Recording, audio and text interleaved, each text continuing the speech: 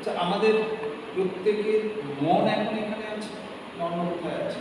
একদম 100 ভাগ এখানে আছে তো? এমন হয়নি যে ধরো শুভর কথা বলছি, বাড়ি যেতে হবে জয়নগর, তাড়াতাড়ি স্যার যদি প্রোগ্রামটা শেষ করে দেয় সুবিধা হয়, এরকম চিন্তা ভাবনা চলছে কি? চলছে। তো যদি চলতেও থাকে সেটা হচ্ছে একদম স্বাভাবিক ব্যাপার, কারণ মন কখনো স্থির থাকে না। স্থির থাকে কি? স্থির থাকে না। দেখো, আমরা যখন ফিজিক্যালি কোনো অ্যাক্টিভিটিতে থাকি তার জন্য এফোর্ট লাগে। শরীরকে যদি কোনো কাজে লাগাই তার জন্য কিন্তু আমাদের এফোর্ট দিতে হয়, কিছু একটা করতে হয়। বাট মন হচ্ছে এফোর্টলেসলি কাজ করে, ওর জন্য কোনো চেষ্টা করতে হয় না, কিছু করতে হয় না, ও হচ্ছে নিজের থেকে কাজ করে যায়। সবসময় কিছু না কিছু করতেই থাকে, কিছু না কিছু করতেই থাকে। মন কখনো শান্ত থাকে না, ঠিক না? কিছুটা ওই ঘড়ির কাঁটা যেমন ঘুরতে থাকে না, হ্যাঁ, একবার ডান দিক একবার বাম দিক, তো আমাদের মনটাও সবসময় সেই রকম চলতেই থাকে, মন স্থির থাকে। তো ঘড়ির দেওয়াল ঘড়ি আমাদের পুরোনো দিনের ছিল, এখনো কিছু কিছু আছে। তো পেন্ডুলামটা কি একবার ডান দিক যায় আর একবার হচ্ছে বাম দিক যায়। আর মন কি করে, একবার সামনে যায় আর একবার পেছনে যায়, এগোতে থাকে আবার পিছনে, এক পা যদি এগোয় আবার দু পা পিছিয়ে আসে, ঠিক কিনা? তো মন যদি পিছোয় মানে সেটা কোথায় যাচ্ছে? সেটা কোথায় যাচ্ছে? মন পেছনে যাওয়া মানে কে বলতে পারবে? মন হচ্ছে অতীতে চলে যায়। আমরা পিছিয়ে যাচ্ছি মানে অতীতে যাচ্ছি। আচ্ছা, মনটা যখন অতীতে যায় আমাদের কেমন লাগে?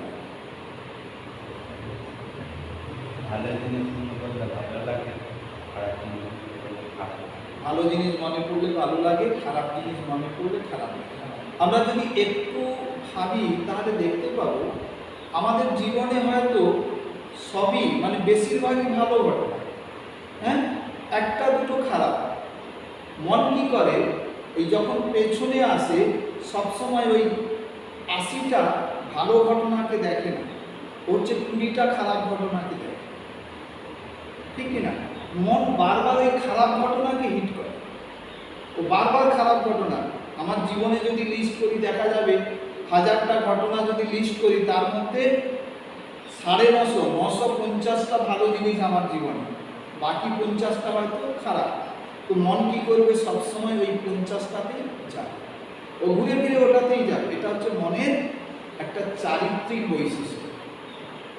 তার মানে কি, মন অতীতে গেলেই কষ্ট পাবে, ঠিক কিনা? আবার যদি ভালো ঘটনা মনে পড়ে আবার আফসোস, ইস ওই দিনটা কতটা ভালো ছিল, ওদিন কিতনা আছে, হ্যাঁ। তার মানে কি, মন অতীতে গেলে আমরা কখনো ভালো থাকতে পারি না। খারাপ ঘটনা মনে পড়লে কষ্ট হবে, ভালো ঘটনা মনে পড়লে আফসোস আসে, রিগ্রেট ফিল হবে। তার মানে অতীত আমাদেরকে কখনো ভালো রাখতে পারে। আর আমি যদি ভবিষ্যতে যাই কি হয়, অর্থাৎ যদি সামনে যাই, এই ধরো তুমি ট্রেড করো, শেয়ার মার্কেটিং এ আছো, তুমি যদি সামনের দিন নিয়ে ভাবো যে কালকের শেয়ার মার্কেটটা কিভাবে কিভাবে যাবে, তো মনের মধ্যে কেমন তৈরি হবে? একটা টেনশন তৈরি হবে না? যদি না ওটা হয়, একটা ভাবনা আসবে, ঠিক কি? তার মানে কি, অতীতে গেলে আমরা কষ্ট পাই, আফসোস হয়, আর ভবিষ্যতে গেলে কি হয়, আমাদের টেনশন, এনজাইটি করে, যদি না হয় কি হবে? তাহলে আমাদের জীবনটা অ্যাকচুয়ালি কোথায় আছে? অতীতে আছে না ভবিষ্যতে আছে? Where is our life? আমাদের জীবন কোথায়? ইয়েস, আমাদের জীবনটা কোথায় আছে না? বর্তমানে আছে। অর্থাৎ আমরা যদি ভালো থাকতে চাই, আমরা যদি খুশি থাকতে চাই, তাহলে আমাদের মনটাকে কোথায় রাখতে হবে? বর্তমানে রাখতে হবে, প্রেজেন্ট সময়ে রাখতে হবে। আমাদের জীবন অতীতে নেই, জীবন ভবিষ্যতে নেই, জীবন হচ্ছে বর্তমানে আছে। অর্থাৎ আমরা যদি সুখী থাকতে চাই, ভালো থাকতে চাই, আমাদের মনটাকেও বর্তমানে রাখতে হবে।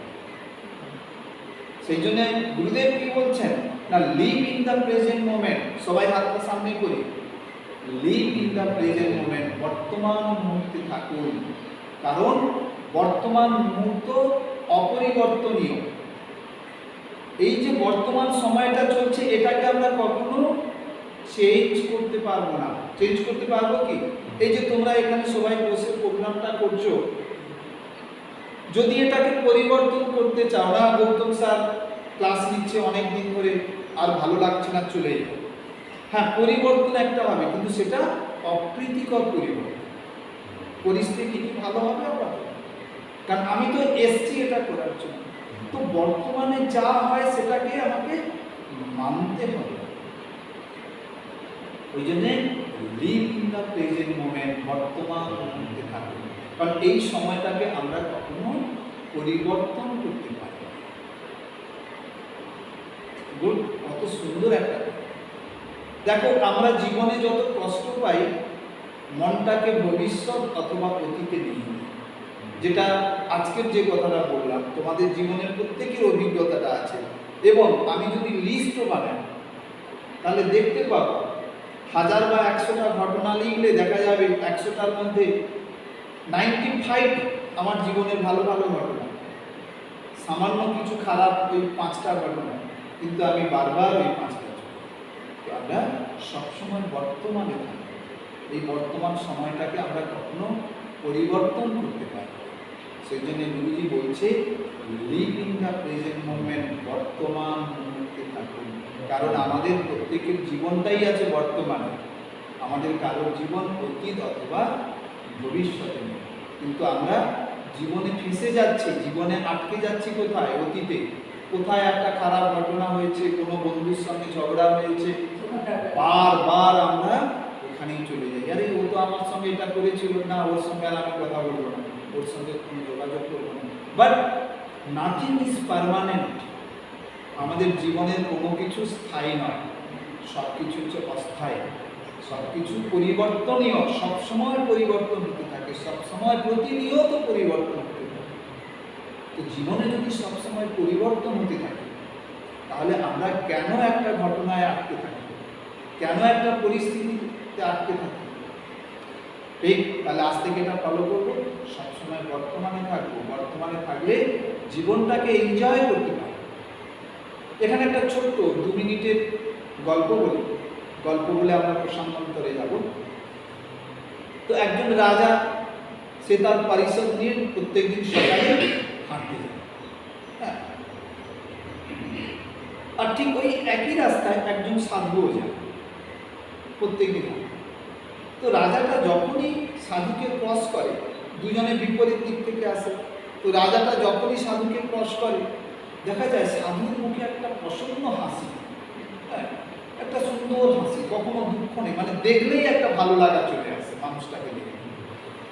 তো রাজার খুব হিংসে হয়, বলে আমি রাজা, আমার ধন সম্পদ কোনো কিছুর অভাব নেই, এই যে আমি হাঁটতে বেরিয়েছি, আমার কত লোক লস্কর আমার সঙ্গে যাচ্ছে, আমার যাতে কিছু না। আর এ বেটা সাধু একটা কৌপিন পরে আছে, খালি গা, ওর মুখে এত আনন্দ কোথা থেকে? তো রাজা একদিন তার মন্ত্রীকে বলছে, এই কালকে ওই সাধুকে ডাকবে যখন যাবে। ওই রকম যাচ্ছে, পরের দিনে সাধুকে ডাকা হয়েছে। রাজা বলছে, তুমি একটা কৌপিন করে থাকো, কি খাও না খাও কোনো ঠিক ঠিকানা নেই, কি পরও ঠিক নেই, কোথায় শো কি ঘুমো কোনো ঠিক নেই, তোমার অভাবের শেষ নেই, তোমার মুখে এত সুন্দর একটা প্রসন্ন হাসি কোথা থেকে আসে? তখন সাধু সন্ন্যাসী বলছে, মহারাজ, আমি যখন যেটা করি সেটার মধ্যেই থাকি, 100 ভাগ দিয়েই সেটা করি, সেই মুহূর্তে থাকি। আমি যে মহারাজ এখন হাঁটছি, হাঁটাটা উপভোগ করছি, রাস্তাঘাট সবুজ বনানী সব কিছু দেখছি, দেখতে দেখতে হাঁটছি। কিন্তু মহারাজ, আপনি হাঁটছেন, কিন্তু আপনার মন হচ্ছে অন্য জায়গায়। আপনি চিন্তা করছেন কিভাবে আপনার পোশাকটাকে আরো একটু বৃদ্ধি করবেন, রাজ্যটাকে আরো একটু বাড়াবেন, কোন কর্মচারী আপনার কি করেছে তাকে কিভাবে শাস্তি দেবেন, আপনি এইসব ভাবেন। অর্থাৎ মহারাজ আপনি কখনো বর্তমানে থাকেন না, আপনি বর্তমানটাকে এনজয় করেন না। আমি যখন খেতে বসি যদি সামান্য নুন ভাত খাই সেটাও আনন্দের সঙ্গে খাই। আমি যখন গাছের তলায় ঘুমোই সেই ঘুমোনোটাকেই এনজয় করি, তখন আমার মধ্যে অন্য কিছু আর থাকে না। কিন্তু মহারাজ আপনি প্রচুর খাবার দাবার নিয়ে বসে গেছেন, ব্যঞ্জনের শেষ নেই, কিন্তু আপনার মনও তখন সেই খাওয়ায় থাকে না। আপনি আবার ভাবছেন এ তো সকালে খেলাম, দুপুরে কি হবে। হ্যাঁ, আপনি রাজপালঙ্কে শুয়ে গেছেন কিন্তু আপনি ঘুমোতেও পারেন না, কারণ কি আপনি তখন অন্য চিন্তা করতে থাকেন, কালকের সকালে কি করবেন। তো মহারাজ এই জন্যে আমি এত আনন্দে থাকি, কারণ আমার মনটা সবসময় বর্তমানে আছে। তাহলে আমরা সবাই আজ থেকে বর্তমানটাকে এনজয় করবো তো।